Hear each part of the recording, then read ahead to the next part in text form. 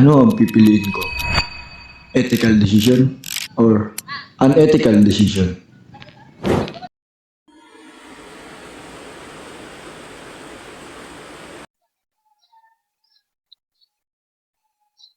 Good morning, class. Sir. So, magkakaroon tayo ng project sa major natin, which is bagan kayo ng 150 pesos para mabawi ang grades ninyo. Noted, sir. Any question, clarification about the said project? Sir, ano po sir magbabayad? Magbibigay ko kay Mr. G. Chabi. Copy, sir.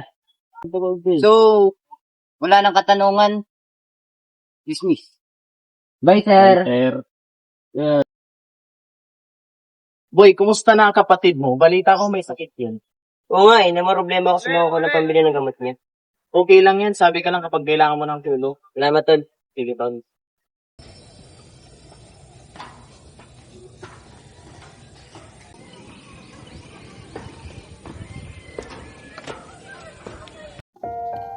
Tiwala na nakakarami o sariling pangangailangan.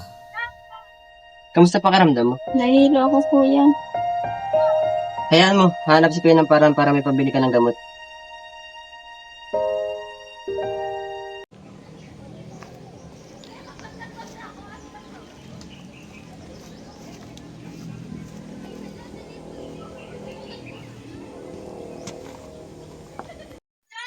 Pasensya na, kailangan ko talaga tumanggal ng trabador kasi wala na akong pampasahod sa inyo.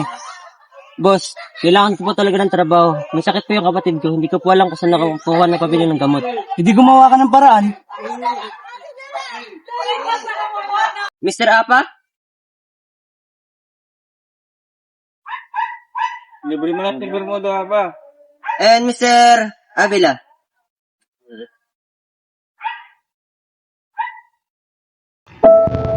Hindi akin ang perang ito, pero kailangan magamot ang kapatid ko. Sabat ito para mapagamot ka ang kapatid ko at para makapagsimula kami ng bago. Salamat, kuya. May pambili na ako ng bagong bag.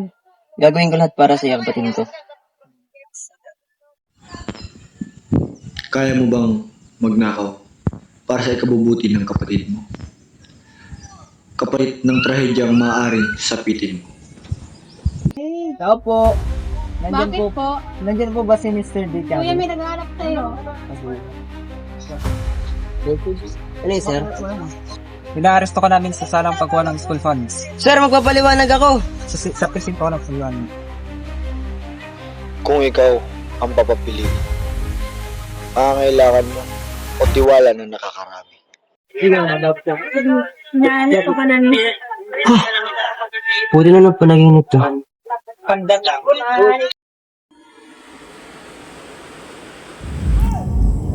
Kasalanan sa Diyos ang magnakaw. Kahit pa may mga nag-udyok sa akin na kunin ng pera. Sa ating kalikasan, may batas na dapat sa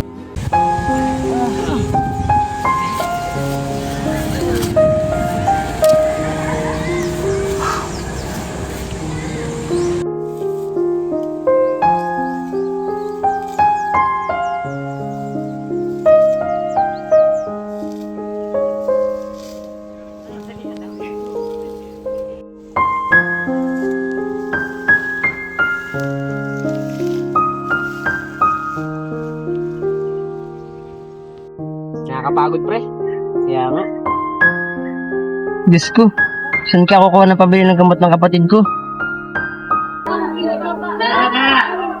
Pre, dagdag mo pambili ng gamot ng kapatid mo. Hindi na, pre. Pinagpagodan niyo yan. Di pre, mas kailangan mo to. Salamat, pre. Pre, dagdag mo na rin. Salamat, pre.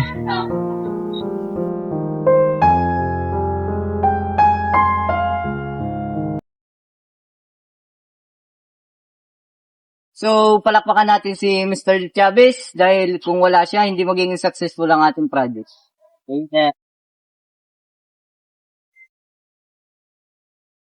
Salamat, magaling na kapatid ko.